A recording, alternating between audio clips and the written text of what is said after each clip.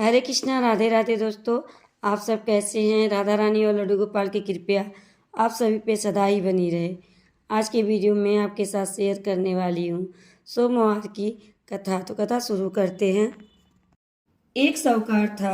उसके घर में धन की कोई कमी नहीं थी, लेकिन उसकी कोई संतान नहीं थी। इस कारण वह बहुत दुखी था। पुत्र प्राप्ति के लिए वह प्रत्येक सोमवार को व्रत रखता था और पूरी श्रद्धा के साथ शिव मंदिर जाकर भगवान शिव और माता पार्वती की पूजा अर्चना करता था। उसकी भक्ति को देखकर एक दिन माँ पार्वती प्रसन्न हुई और भगवान शिव से उस साहूकार की मनोकामना पूर्ण करने का आग्रह किया। पार्वती जी की इच्छा सुनकर भगवान शिव ने कहा कि हे देवी, इस संसार में हर प्राणी को इसके कर्मों का फल मिलता है और जिसके भाग्य में जो हो उसे भोगना ही पड़ता है। लेकिन पार्वती जी ने साहूकार की भक्ति का मान रखने के लिए उसकी मनोकामना पूर्ण करने की इच्छा जताई। माता पार्वती के आग्रह पर शिव जी ने साहूकार को पुत्र प्राप्ति का वरदान तो दे दिया, लेकिन साथ ही यह भी कहा कि उसके बालक की आयु केवल 12 वर्ष होगी। माता पार्वती और भगवान शिव की बातचीत को साहूकार सुन रहा था।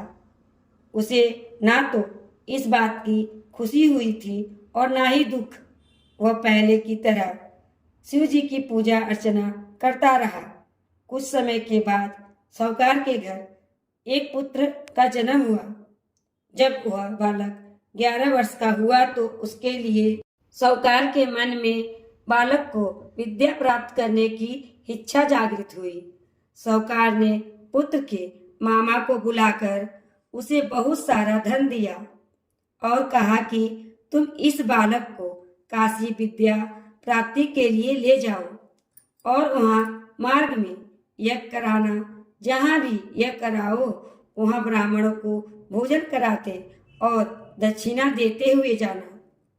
दोनों मामा भांजे इसी तरह यज्ञ कराते और ब्राह्मणों को दान दक्षिणा देते जाते। काशी की ओर चल पड़े। रास्ते में एक नगर पड़ा, जहाँ नगर के राजा की कन्या का विवाह था। लेकिन जिस राजकुमार से उस कन्या का विवाह होने वाला था वह एक आंख से काना था। राजकुमार के पिता ने अपने पुत्र के काना होने की बात को छुपाने के लिए एक चाल सोची। साहूकार के पुत्र को देखकर उसके मन में भी एक विचार आया। उसने सोचा, क्यों ना इस लड़के को दूल्हा बनाकर राजकुमारी से विवाह करा दूं। विवाह के बाद इसको धन देकर विदा कर दूंगा और राजकुमारी को अपने नगर ले जाऊंगा। लड़के को दूल्हे के वस्त्र पहनाकर राजकुमारी से विवाह कर दिया गया। लेकिन साहूकार का पुत्र ईमानदार था। उसे यह बात न्याय संगत नहीं लगी। उसने अवसर पाकर राजकुमारी की चुन्नी के पल्ले पर लिखा कि तुम्हारा विवाह तो मेरे साथ हुआ है, लेकिन जिस राजकुमार के संग तुम्हें भेजा जाएगा वह एक आंख से काना है। मैं तो काशी पढ़ने जा रहा हूँ। जब राजकुमारी ने चुनरी पर लिखी बातें पढ़ी तो उसने अपने माता पिता को यह बात बता दी। राजा ने अपनी पुत्री को विदा नहीं किया, जिससे बारात वापस चली गई। दूसरी ओर साहूकार का लड़का और उसका मामा काशी पहुंचे और वहां जाकर उन्होंने यज्ञ किया। जिस दिन लड़के की आयु 12 साल हुई उसी दिन यज्ञ रखा गया। लड़के ने अपने मामा से कहा कि मेरी तबीयत कुछ ठीक नहीं है। मामा ने कहा कि तुम अंदर जाके सो जाओ। कुछ ही देर में उस बालक के प्राण निकल गए। मृत भांजे को देख उसके मामा ने विलाप शुरू किया। सहयोग से उस समय शिव जी और माता पार्वती उधर से जा रहे थे। माता पार्वती जी ने भगवान शिव से कहा कि स्वामी, मुझे इसके रोने की आवाज सहन नहीं हो रही है, कृपया कर इस व्यक्ति के कष्ट को दूर करें।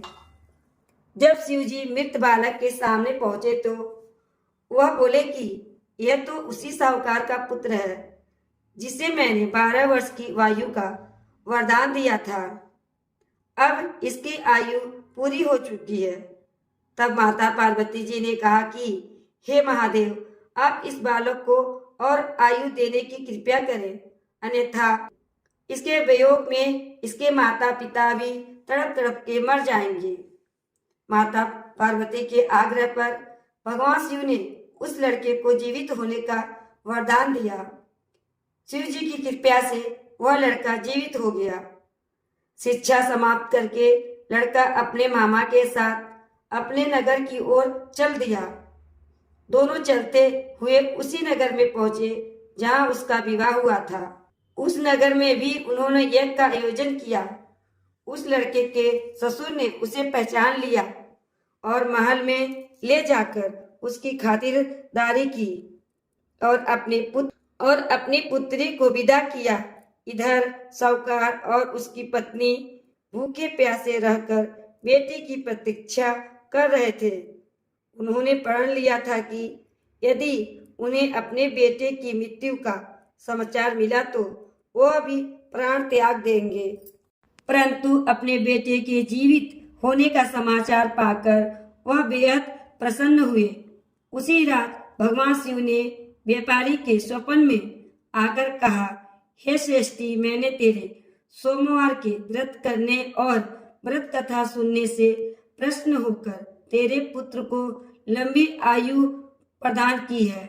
इसी प्रकार जो कोई सोमवार व्रत करता है या कथा सुनता है और पढ़ता है, उसके सभी दुख दूर होते हैं और समस्त मनोकामना पूर्ण होते हैं।